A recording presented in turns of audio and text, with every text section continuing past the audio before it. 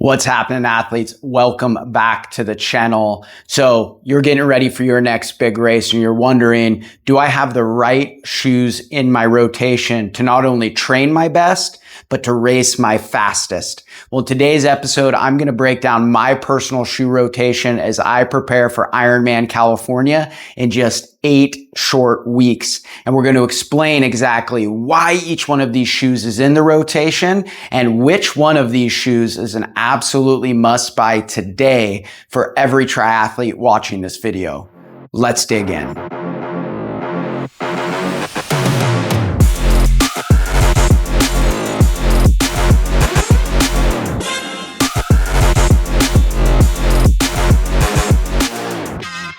All right, athletes.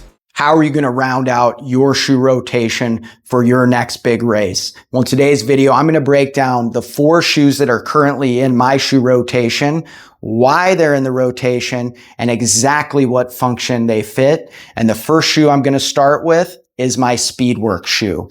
That's going to be the Nike Air Zoom Rival Fly 4.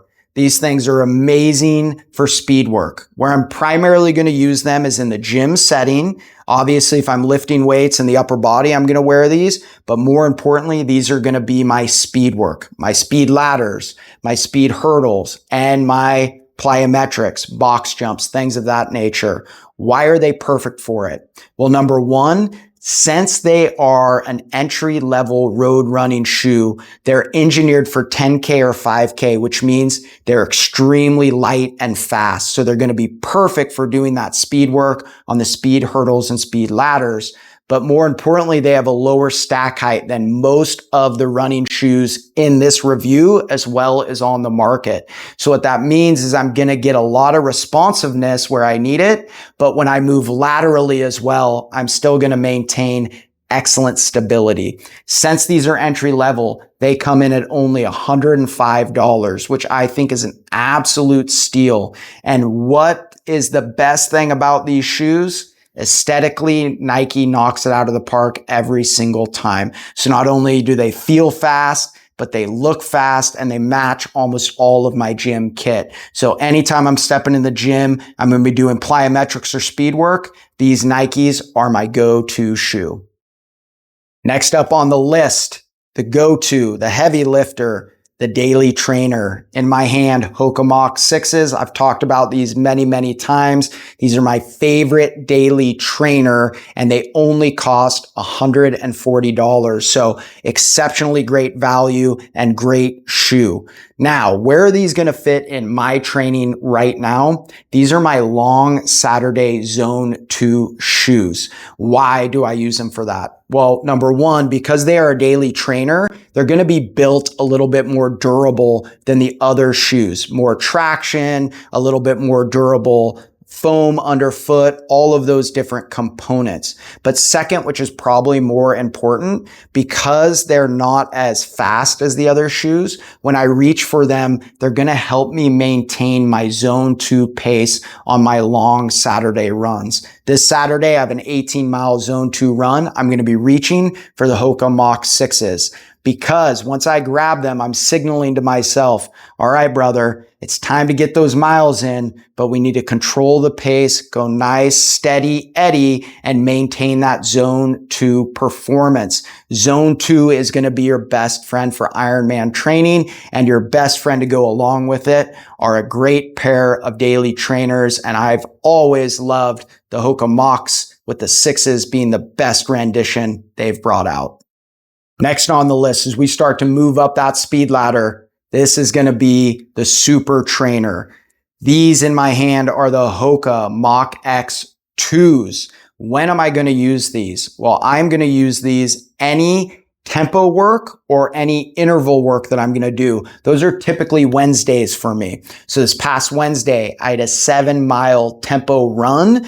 I picked the Hoka Mach X2 for that effort. Why do I do that? Well, there's 3 things that are going to make this faster than daily trainer.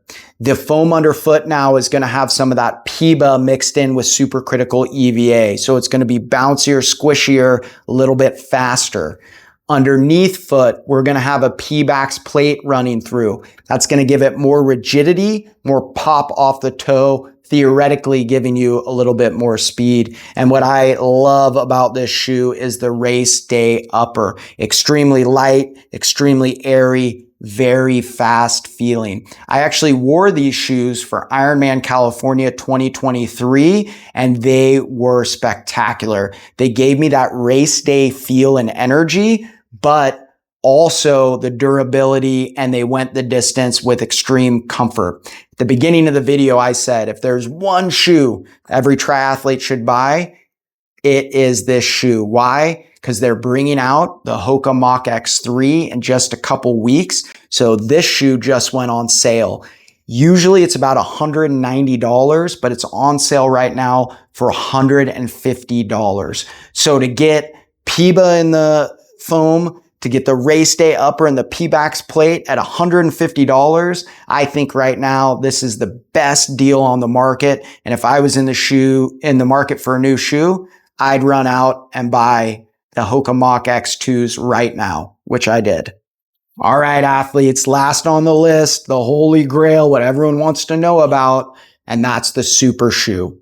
In my hand here, I have the Hoka Rocket X2 super shoe.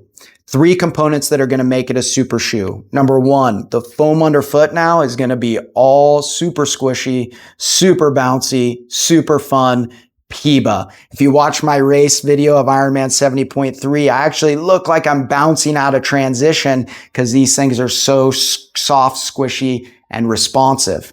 But they do have that full carbon plate in there to interact with that extra squishiness to give it stability and a lot more rigidity. And you can see how little these shoes actually bend, which in theory is what's going to give you that propulsion, that pop, that energy. Then the race day upper. This thing is practically not there. It's so light and so airy, but you do need to know that super shoes are going to fit almost a half size smaller than the other shoes in your lineup, and that's by design. Want them to be smaller, snugger, and as light as possible so you can go as fast as possible on race day.